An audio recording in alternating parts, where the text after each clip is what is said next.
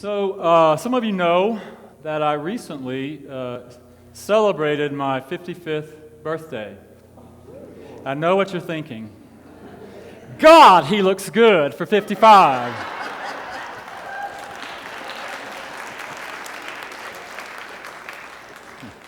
Thank you for lying. I do appreciate that. But I've come to the conclusion, this realization, painful realization, that it's time for me to grow up. No. Yeah, I'm not talking about the usual way we think about growing up. Because I think sometimes our society says that we need to grow up, and what they mean is that we need to learn how to behave, right? What's that? Overrated. Behaving is overrated. I would tend to agree with that. But our society teaches us how to behave, I think, as we learn to grow up. It's kind of like I was sitting there, and Annie was singing this song, Coming Out of the Dark, and I just wanted to get up and dance, because that's my era, Gloria Estefan. But there's something within me that said, no, you can't do that. That would not be acceptable. That would not be appropriate.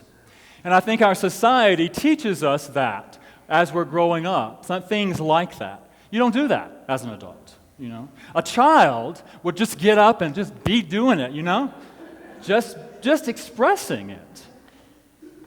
And so we learn those sorts of things. We learn how to behave.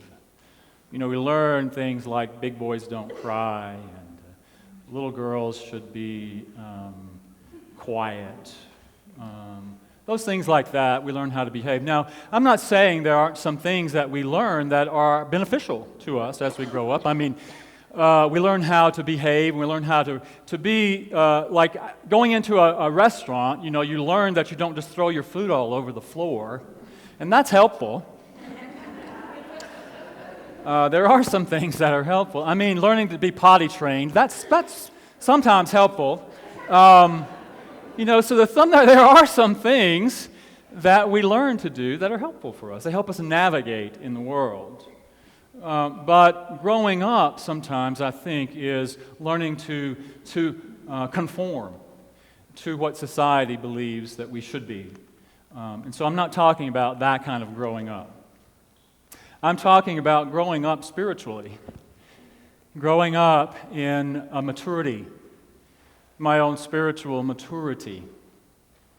And what does that look like? What does that really mean for me? And I think maybe you might relate to this in some way, maybe not. But for me, what does that really mean? And I think what comes to me about that is what that means to me is embracing what I'm calling my spiritual authority, and learning how to bring that forth into my life in a more conscious, meaningful, and powerful way.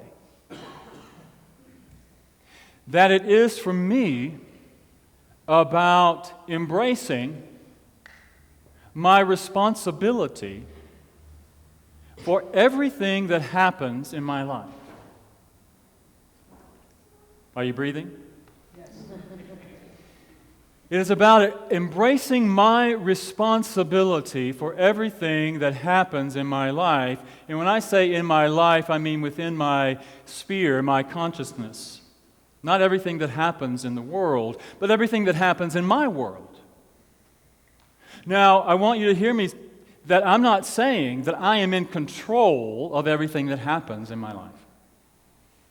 What I am saying is that as a spiritually mature adult, embracing my spiritual authority, that I can accept my responsibility for everything that happens in my world.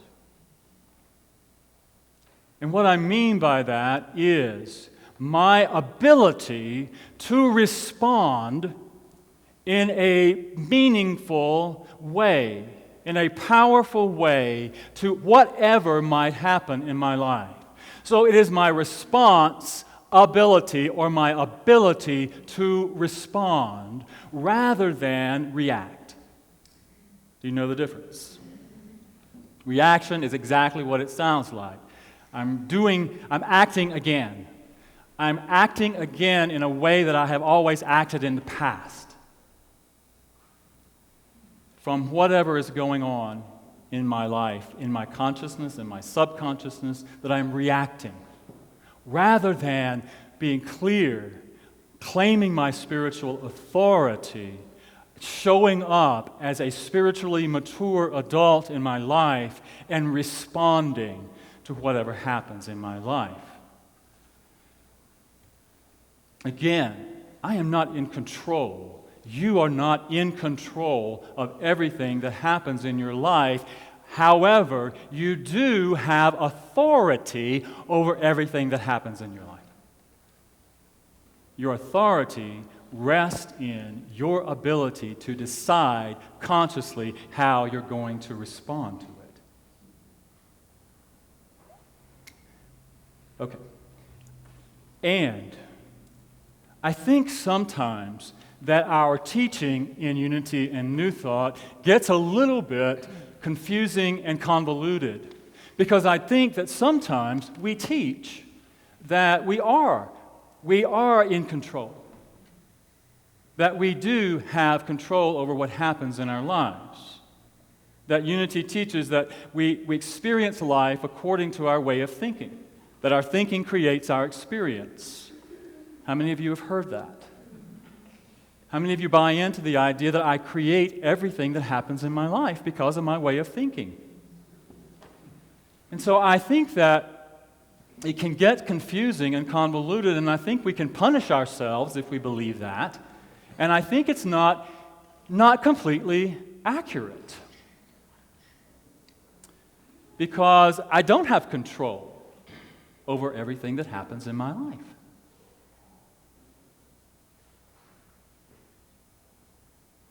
You are all in my life. I have no control over you. Sometimes I wish I did. Sometimes I think that'd be a lot of responsibility. But we are all co-creating this experience. We are all co-creating this experience of this service today.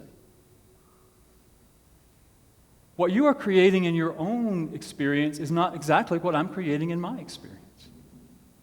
There may be 150 people in here today, and we're having 150 different experiences. And we are all co-creating it. And so we teach about that, and then we have this idea, and it's been very prevalent in our teaching and our culture, is the law of attraction. That we attract into our lives things that we think about, and according to our thinking and according to our feeling, and that we attract everything that comes into our lives is there because of the law of attraction. Somehow we were thinking it, somehow we were feeling it, and that's how we're experiencing it. And I think that in some ways we can use that to really beat ourselves down. When we get sick or something happens in our lives, we have an accident that happens in our lives, well, we think, well, what was I thinking that drew that into my life? Or if we're not thinking it, one of our beautiful friends might say, well, what were you thinking that brought that into your life? You know? And so I think that there's some truth to that, and I think it's valuable for us to continue to think positively and to feel joy and love and all those good feelings, that in a way it does affect what we bring into our lives in many ways. I mean, quantum physics and all that, but it also affects our thinking and our feeling, affects what we do, affects what we say. You know? So we are going to create something different according to the way we're thinking, because the way we're thinking is also affecting the way we're doing, what we're being, how we're acting in the world. And there's so much of our thinking that goes on subconsciously that's going on as well. You know, it amazes me when I hear And maybe you've been there, maybe you've gone beyond that, but when I hear people, like when there's a plane crash, and people might say, well, all of those 260 people were vibrating and resonating with that plane crash. That's how they drew it into their lives. And I want to go, really? Really?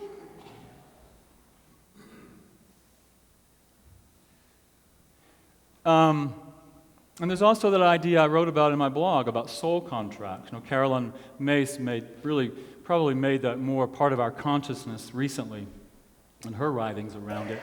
That the belief is that somehow, somewhere out there, beyond this physical world, that our souls make soul agreements, soul contracts with each other, and that we come into this life experience and we're living out these soul contracts. And I think that's an interesting perspective, an interesting way, and I think many people believe that. And I'm not saying it's not right. I'm not saying it's not true. It can be a way for us to understand things.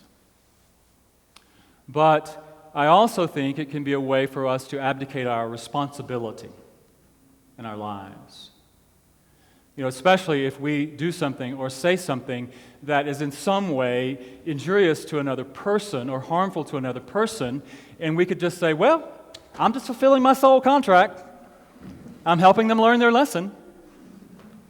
Or if somebody does something that we feel pain about, or that stimulates pain or something within us, and we can say, well, they're just fulfilling their soul contract.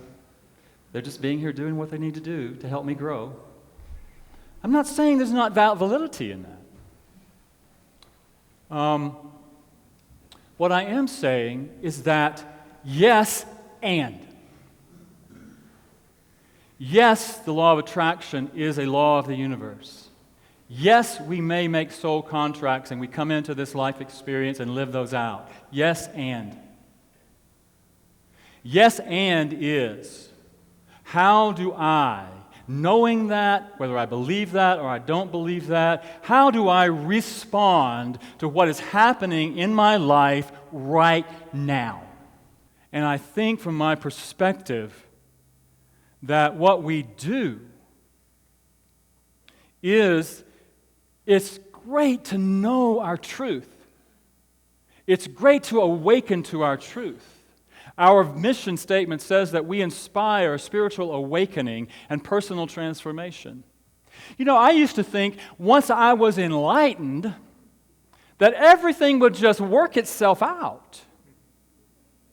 If I knew my truth, if I embodied my Christ nature, that's really all I had to do. And that everything would just move through me, life would be easy, I would know what to do, I would always be in the flow, and that may be very true. But what I'm learning today, at 55 years old, is that it takes my willingness to take action and to do something in the world in order to bring that awareness down in through this dimension. That whatever is going on in my life, I must bring my human capacities to it. We have this saying that we are spiritual beings having a human experience. So we can know that we are spiritual beings. We can know our truth. We can know that we are the Christ in expression. We can know that everything is in divine order. We can know all of these things. And yet, sometimes things show up in our lives that we need to respond to. Do you agree with that? So I think what is important to me in that is that in order for us to do that, we must put our spirituality into action. We must claim our spiritual authority and put it into action. We have to learn skills, spiritually based skills and practices to bring that into manifestation in the world. in order to be in authority, in order to respond to whatever's going on in my life. And Charles Fillmore, the co-founder of Unity, discerned that we have in our humanness, that we have at least 12 faculties, spiritual faculties. He called them the 12 powers of man. And I think we need to be clear about that. They are the 12 powers of man and woman, of humankind. And there are many more than 12, I'm sure, but he defined 12 of them. And so in our spiritual capacity, in our spiritual knowing, when we come into that awareness, we have these powers, these faculties, these capacities within us. And it's not enough just to be aware of them. It's not enough to know that we have these powers. And Phyllis may have to remind me of some of them, but we have these powers of love and strength and order and elimination and zeal and life and imagination and wisdom and dominion and, what am I forgetting? Will and understanding. We have all of those capacities. But if we're not putting them to use, then we are not living in our spiritual authority in our lives. And it's not something that I think just happens. We don't awaken to our truth, to our Christed nature, and then we just automatically know how to do it. Have you found that to be true? That we have these capacities, but we have to use them. Many of you know Doug Harris, and he experienced an accident a week or so ago. For those of you who don't know, Doug Harris is a longtime member here, and he was on a bike ride, and he was struck by a car. And he was struck, I think, on his hip by this car, and it fractured some of his bones, and he had to have surgery in order to repair that, and now he's in a rehab learning how to move and to do the things that he was doing before. And I went to visit him last night.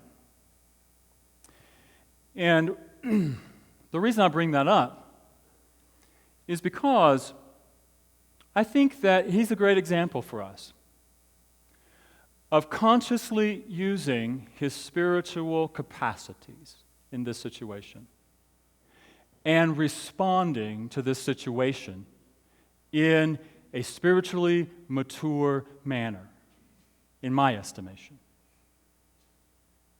Now, he could be sitting around thinking, what was I thinking? What was I feeling that drew that into my life? And he might be thinking, wow, I wonder what my soul contract was with that person who hit me in the car. I mean, he might be thinking all of those things. But what I perceive him doing is calling upon his spiritual faculties and his spiritual principles to respond to this situation. I heard him say and another piece of it is that the person who hit him did not stop. That they left the scene, left him lying in the street. And other people came to help him. And so Doug could take that situation and he could be very bitter about it. He could blame the person who was driving the car. And he could be ruminating about that day in and day out. That sucker, that jerk, that blah, blah, whatever you want to call this person. How dare he do this to me or she do this to me? I'm such a victim of this situation. He could be doing that, couldn't he? And many people do. But I'd not heard that from Doug. He was curious. But he was willing to use his spiritual power to see beyond that and to even have compassion for the other person. What might have been going on with them? What kind of fear might they have been experiencing? What would cause someone to do that? He was curious. He was standing in the spiritual truth of not being a victim. And he was using his power, his powers that are innate within us as spiritual beings, having a human experience, to do whatever he needed to do in the moment, to call upon his power of wisdom, to even when people came to say, "How can I help you?" He said, "Well, pull me out of the street so that I don't get run over." In that moment, using his spiritual power, using his power of will and strength to go through the process of whatever it's going to take in order for him to get back into his normal way of being. I mean, the doctors are telling him that he'll be 10 to 12 weeks without putting any weight on that leg. And then another 10 to 12 weeks. So he's going to have to call upon his power, his innate power of strength to even make it through that, right? He's going to have to call upon his power of order in order to know the sequence of how things are working. And to call upon his power of will to even make the decision to do it. To not give up.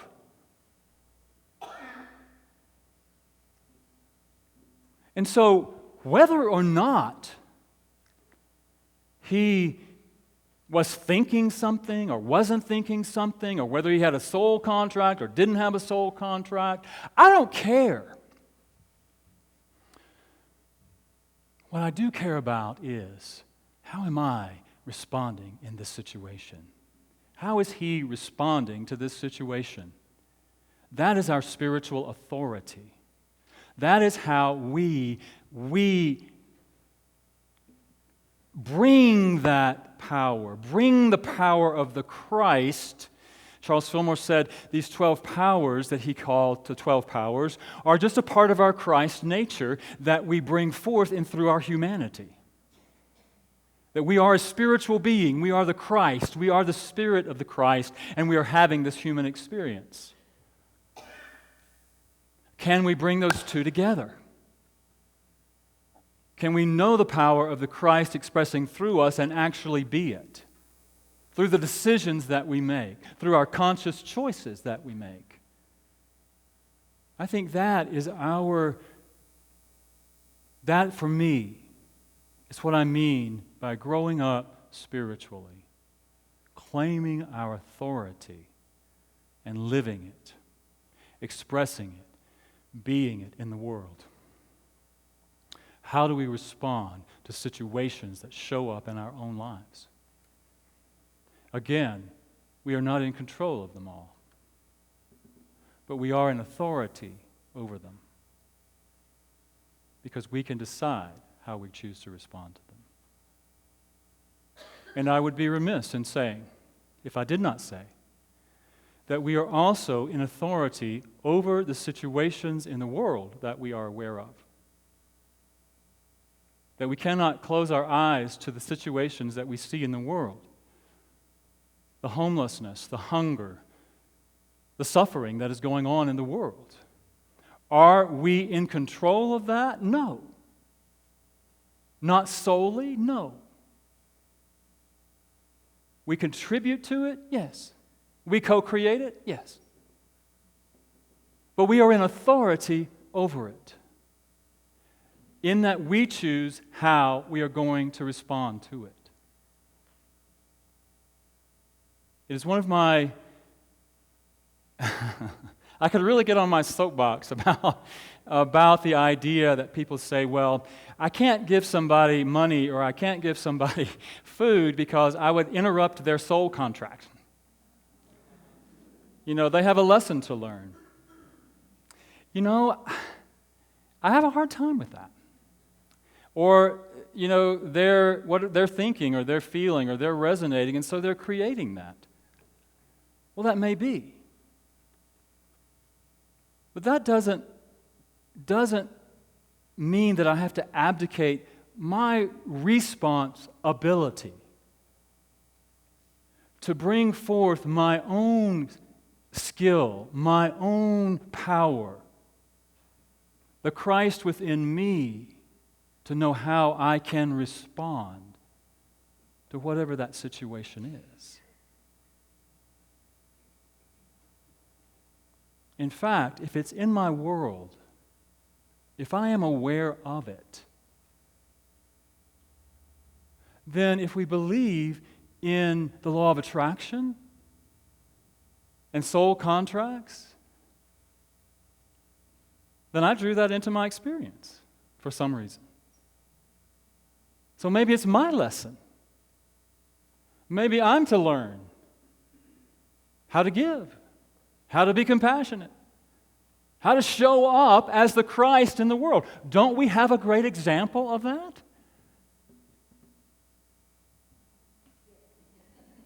Jesus Christ. He showed up in the world. He didn't say, oh, it'll just take care of itself. You know, I know my Christed nature, so I'm just going to let them know their Christed nature. Well, he fed the hungry. And he contributed to the people who were ill. He healed the sick. He didn't abdicate his spiritual responsibility through his humanity. And so, that's really what I wanted to share with you today. And hopefully, it may resonate with some of you, it may not. But it's happening within me, and what am I going to do with that? What choices am I going to make around that? In my own life, and how I respond to whatever I'm perceiving in the world. Am I really willing to claim my authority and to actually learn the skills and to practice them? The skills of how do we practice forgiveness? How do we practice connection and communication? How do we show up? What is going on in the world that I'm not aware of? What's going on in my consciousness that I'm not aware of? How do we practice being the Christ in the world? And I think that we are called upon daily. Because things happen. How am I responding to it? I think being a spiritually mature adult requires that I accept and embrace my responsibility to everything that happens in my world. And it requires me to learn the skills to do that and to practice that.